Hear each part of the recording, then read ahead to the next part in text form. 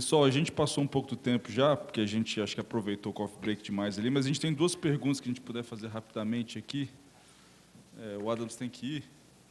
Obrigado, Adams. Valeu, querido.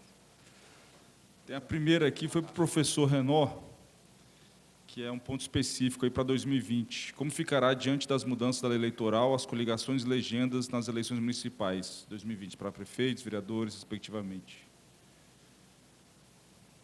Acho que é mais fácil você responder isso do que Verdade, eu. que acabou pegando aqui falando. Como é que ficam as coligações para 2020? A regra, eu acompanho muito mais as eleições gerais, e a regra, eu não sei se ela já é válida para 2020. O texto da emenda Das fala coligações. legislatura subsequente à eleição de 2018. Então, a rigor seria em 2022. 2022. Se não me engano, tem uma consulta agora no TSE para saber quanto que vai valer. Entraram com 3 consultas semana passada. Que bom que eu não sei, Então, né? Ninguém o tribunal... sabe. nem o tribunal deve saber, mas a redação é bem Vamos ruim da acompanhar a emenda. decisão do TSE, né? A redação é bem ruim da emenda. Ela fala essas regras serão aplicadas na legislatura subsequente de 2018, aí depois de 2022, 2026. Legislatura é um período de 4 anos, então, a rigor, 2022. Tá? Sim. Tem uma interpretação meio esquisita, que essa está totalmente fora da mesa, que é dizendo o seguinte, não, só a partir de 2030, que é quando a cláusula de barreira total seria aplicada, mas essa é meio que fantasiosa. Eu vi um murmúrio uma vez dentro do Congresso, que poderia ser essa exegese, a partir da literalidade da emenda, mas é uma interpretação esdrúxula, não é essa a intenção. Se a gente tiver espaço, o Campo adoraria assim, se embrenhar um pouco mais nessas discussões. Vai lá na CCJ, plenário 1 da Câmara. Vamos tentar fazer isso em 2019. Tem mais uma aqui do Edson Andrade.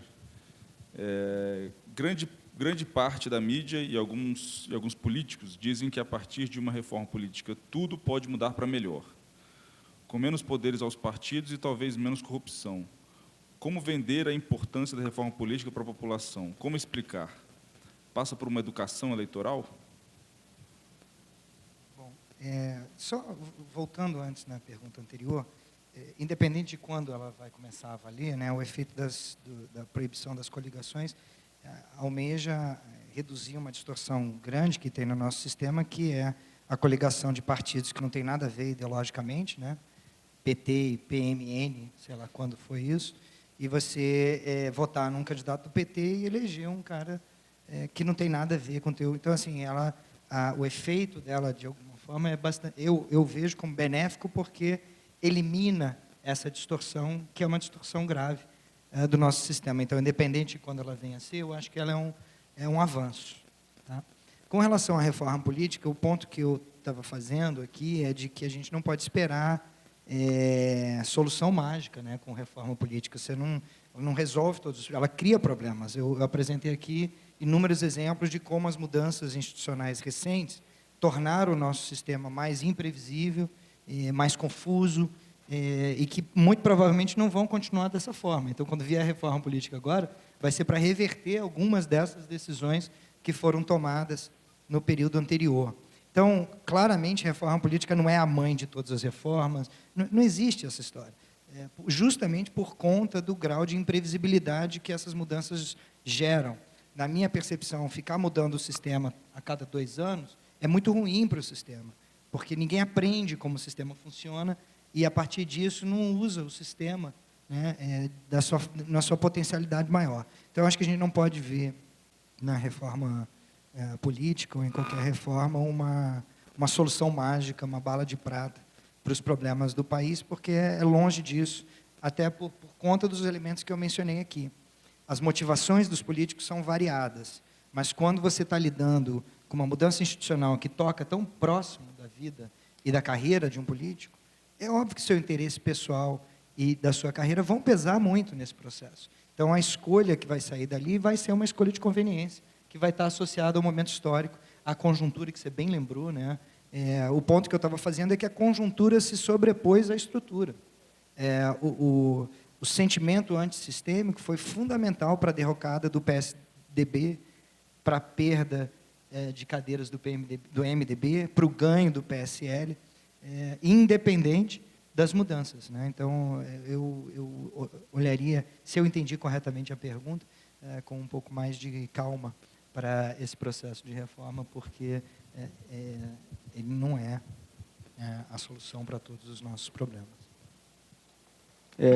Eu também eu concordo com o fato de que reforma política por si só não é panaceia. Eu acho que ela pode contribuir. E nessa última reforma eleitoral, o professor Lúcio pode me desautorizar também, 3 das grandes medidas que a ciência política, de um modo geral, praticamente quase que tem um consenso, é que você tem o financiamento público, a grande maioria defende, no afã de baratear a campanha, etc. Claro que não dessa forma, dando um cheque em branco para partido político, mas, de um modo geral, o financiamento público, fim de coligações, e eu anotei mais uma aqui, que eram as 3 principais. Fiz aqui uma anotaçãozinha, uma colinha. Além dessas 2, é a cláusula de barreira, né? A cláusula de desempenho, a cláusula de acesso, o nome pouco importa. Mas, então, essas 3 vieram, talvez, como o professor disse, talvez tenha sido a reforma mais profunda, digamos assim, nisso. Talvez só se tivesse uma mudança no nosso sistema eleitoral, aí teria um impacto ainda muito maior. Mas, como eu disse, são escolhas, às vezes, para o mal ou para o bem.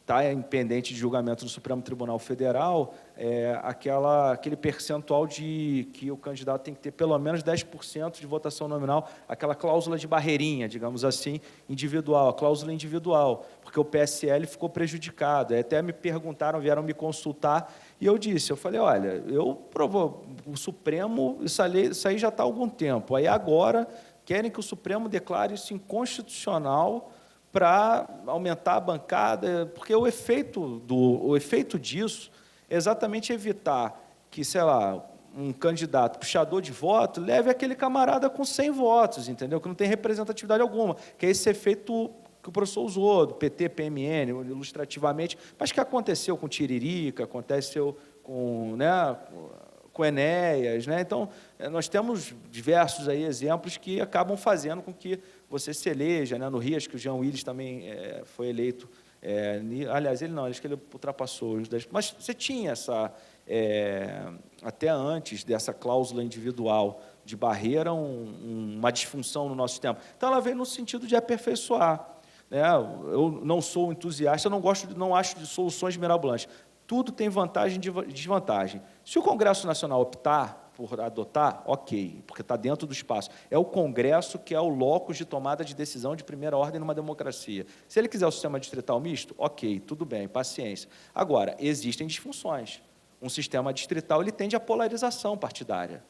Você tem uma tendência ao bipartidarismo. A experiência inglesa e a experiência americana conferem um protagonismo a 2 partidos. Estados Unidos tem mais partidos do que aqui, mas o número efetivo de partidos, numa linguagem de ciência política, é muito menor, é muito mais reduzido, né? Candidatura independente é uma boa? Se vier pelo Supremo, eu acho que não. Mas se o Congresso quiser a candidatura independente, ok também, mas tem que mudar todo o nosso arquétipo institucional, porque todo ele é calcado numa proeminência de partido político. Distribuição de tempo de TV, distribuição de fundo. Como é que fica a distribuição do fundo especial se eu quiser concorrer individualmente? Fica como? Vai me dar quanto dessa fatia? Então, é preciso, e nesse ponto, todas as mudanças vão gerar resultados, consequências que a gente não tem como antever. Nesse ponto, essa é uma das maiores críticas às decisões do Supremo, e vindo mais aqui para o enfoque jurídico, quando ele decide questões político-eleitorais, porque os efeitos das decisões dele são imprevisíveis. O sistema político ele se reinventa. Pode pegar o histórico disso, desde o fim da cláusula de barreira, aquela de 95, que era 5%, essa agora, em 2030, vai ser 3%.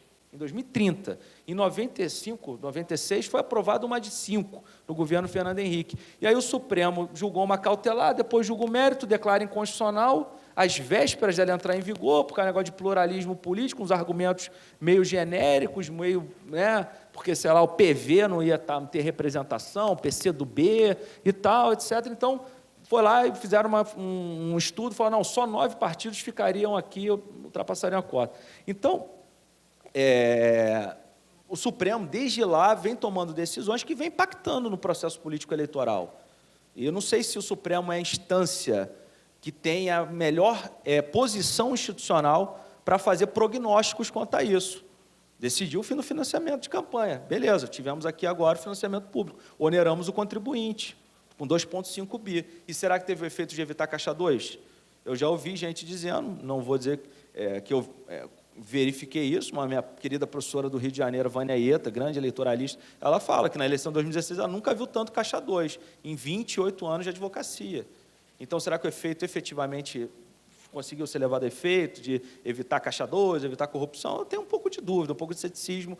Como eu disse, soluções mágicas, a meu ver, não resolvem problemas complexos. Não vai ser mudando o sistema eleitoral que, no dia para a noite, nós vamos mudar a nossa cultura do jeitinho, aquela coisa do toma lá, da cá, o quiprocó. Então, eu acho que é muito mais amplo. Você tem que atrelar da reforma política, acho que o professor bem pontuou, você tem que ter uma campanha de civismo. Sem educação não adianta absolutamente nada. Pode trazer o modelo alemão, que nem é tão perfeito assim. Eles estão toda hora discutindo na Suprema Corte.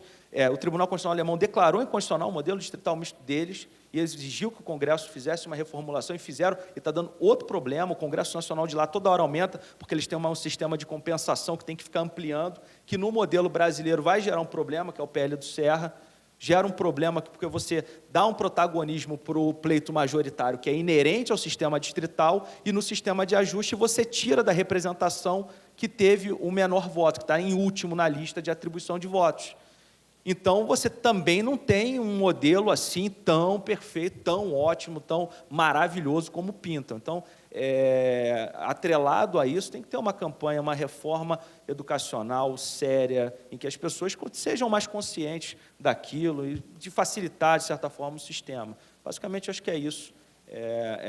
A reforma política, enfim, não acho que seja realmente a grande panaceia.